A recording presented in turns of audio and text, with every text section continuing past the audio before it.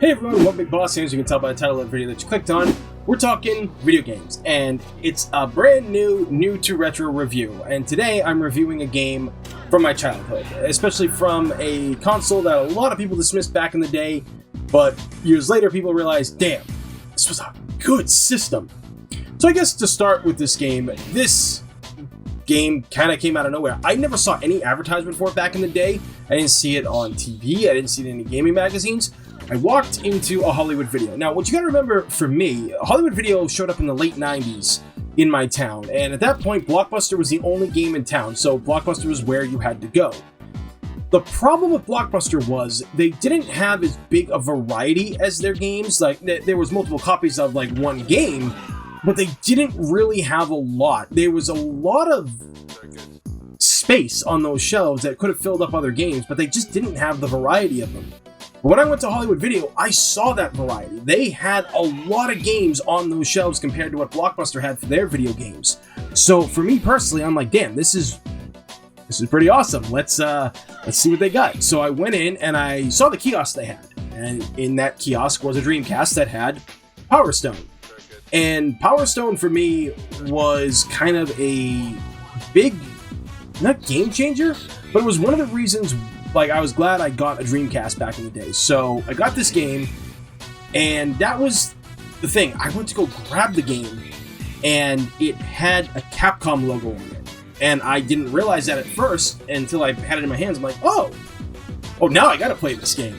So I took it home the next day, because it was on a Friday and everything, so I didn't play it that Friday. I remember I played it on Saturday. Buddy of mine came over. We cracked hardcore on this game. Like, I mean hardcore. We went hard on this game all weekend because it was so much friggin' fun. The characters, the graphics, everything about this was unlike anything I had ever really played before. So for me personally, I thoroughly enjoyed this game. And I know a lot of other people did as well, which is why I wanted to talk about it, because one of the reasons why this popped up was because I had done a poll, well, not really a poll, but I just made a tweet talking about Capcom games that kind of need a comeback, or, you know, like another game, another entry in their franchise, and people really liked that, so I was like, you know what, kind of feel like I want to play some Power Stone today, so I popped it in, and guys, that game still holds up. It's so much goddamn fun, and that's what we're going to talk about here today.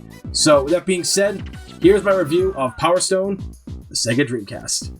When you think Capcom, you think franchises like Resident Evil, Mega Man, and of course Monster Hunter. And when it comes to fighting games, you think mainly Street Fighter and, to some extent, Darkstalkers. So it's understandable that you might not think Power Stone, because this was a game that came out back in 1999 for the Sega Dreamcast, a system that was not long for this world, but in my opinion is one of the greatest systems ever made, alongside of things like the Nintendo GameCube. Created as an arena fighting game, this was definitely something a bit different than what Capcom was used to up until this point, as this world of Power Stone uses everything in the kitchen table. No joke, you are legit throwing tables, boxes, whatever you can to win a match in this world. It was balls to the wall, chaotic, crazy, over-the-top cartoony fighting violence, and it worked on every single level. The story feels kind of very Indiana Jones-like, with exploring lore and mythos from various characters whom all hail from various parts of the world, each of whom have reasons for seeking the Power Stone. It's like any other fighting game really at this point. You're playing this more for the combat than the actual character backstory, and that's okay because we didn't really have big expansive fighting games back in the day that explored lore, not until some later fighting games at least, but there is a way to look up the background of these characters a little bit more. And speaking of characters, this is where the game shines in many ways. Its roster. Every character is unique in many ways in terms of looks and playstyle. Some were fast, some were tanks, others were all around, and some utilized weapons. And each character, upon collecting 3 Power Stones, would transform and become a supercharged version of themselves in the fight. Each character would bring a brand new set of skills and super finishers that would replace the old set. And this was actually something I really enjoyed, because when you play things like Street Fighter and Darkstalkers growing up, there is literally just, you know, the set that you're given and you gotta work with what you get. It's kind of the same thing with Tekken as well. So this was kind of a neat little twist that they threw into this game, and something that I feel doesn't really get talked about that much when it actually comes right down to it. Now, there is drawbacks to these forms, as they have a meter bar, and every time you do a move, meter gets drained. But also, taking damage, you lose meter, and while you gain super armor for the most part, if your life is low enough, an item can take you out of the fight, or if an opponent grabs you, from what I've seen, it looks like, well, they take a big chunk of your power meter bar.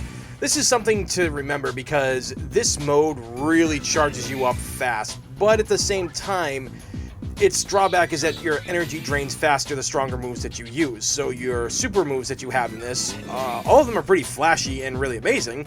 They will unfortunately drain you 100%. So honestly, be careful how you use these things because this is pretty much your X factor and your way to win a fight. Now, obviously, in some matches, you can literally become this form up to 2 to 3 times from what I've seen, and you can dodge things if you're lucky enough, or you're pretty good at the game.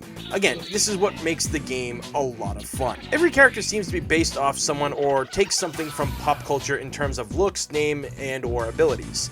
Guys like Edward Falcon, he takes after Iron Man when he transforms. He fires rockets, and he even has a Shin Shoryuken like Ken. I kid you not, guys, he literally pulls a Ken Masters in this game, and I love it. It's one of the reasons why Falcon is my favorite character in the game. Wang Tang is another character in the game, who's another one that I like to use a lot because he's just a pure 100% martial artist.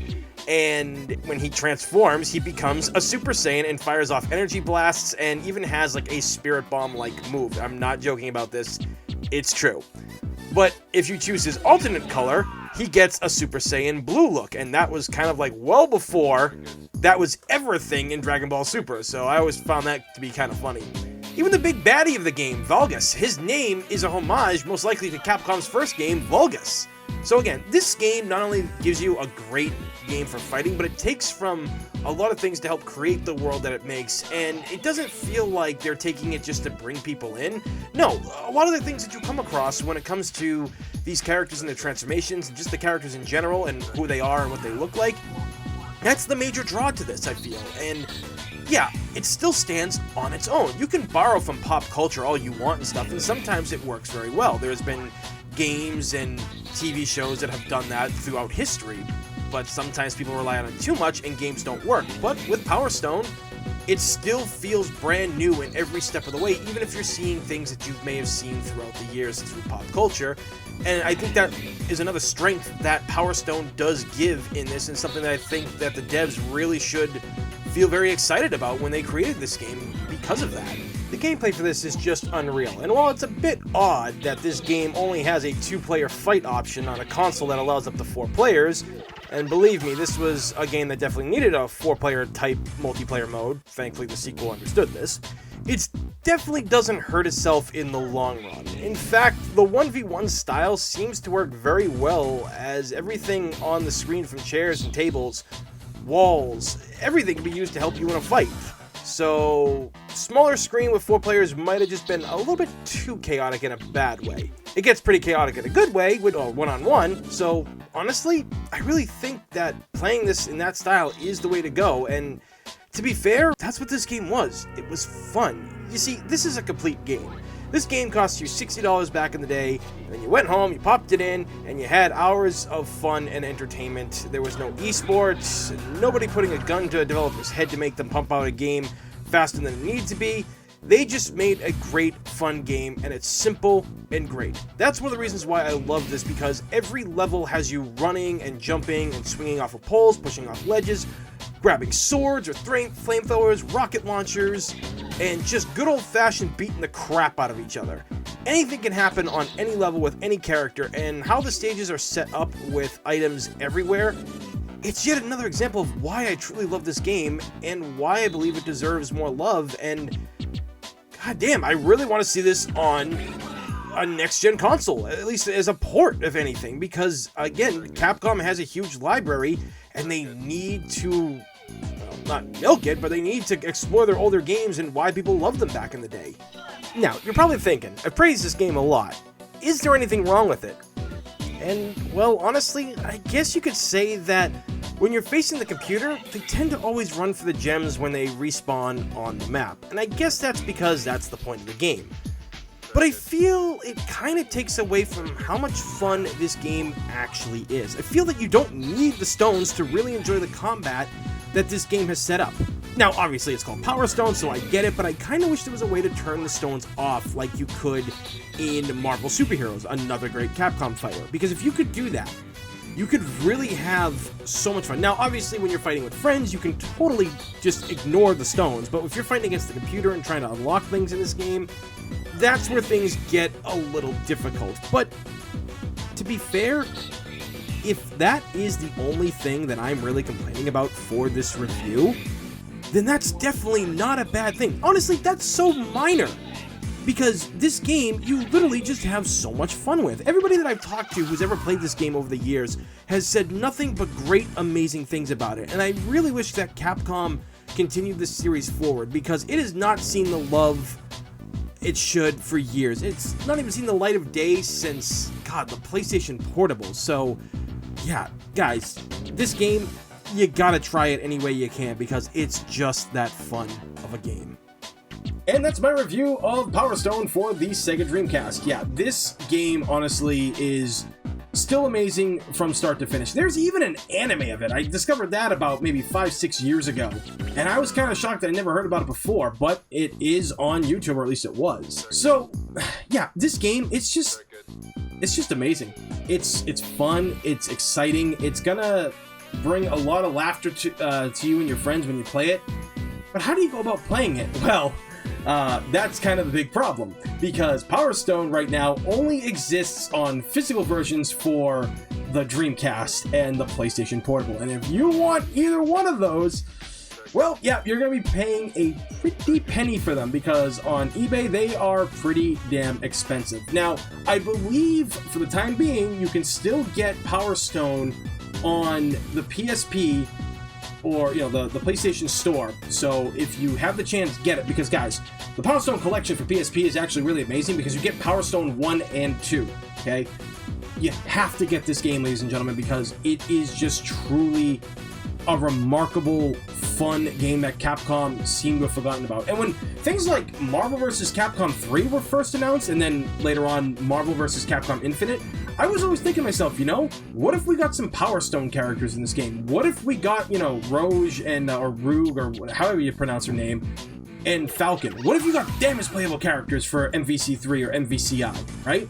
That would have been like, where did they come from? And it could have got people really interested in wanting Power Stone, but maybe the Power Stone collection didn't sell well enough back in the day. But either way, if you get the chance to play Power Stone, this is definitely one of those ones where it showed what Capcom was capable of back in the day, and this needed more promotion than it got. And maybe being on the Dreamcast hurt it in many ways. Maybe if this had come out on like the PlayStation 2, or maybe even later on like the PS3, maybe it would have done a little bit better. But at the end of the day, if you get the chance to play Power Stone, it's worth it. So with that being said, please thumbs up and subscribe, because it's free, and in this day and age, it's a damn good thing. As always, everybody, thank you for watching. I'm One Big Boss, and I will see you all next time.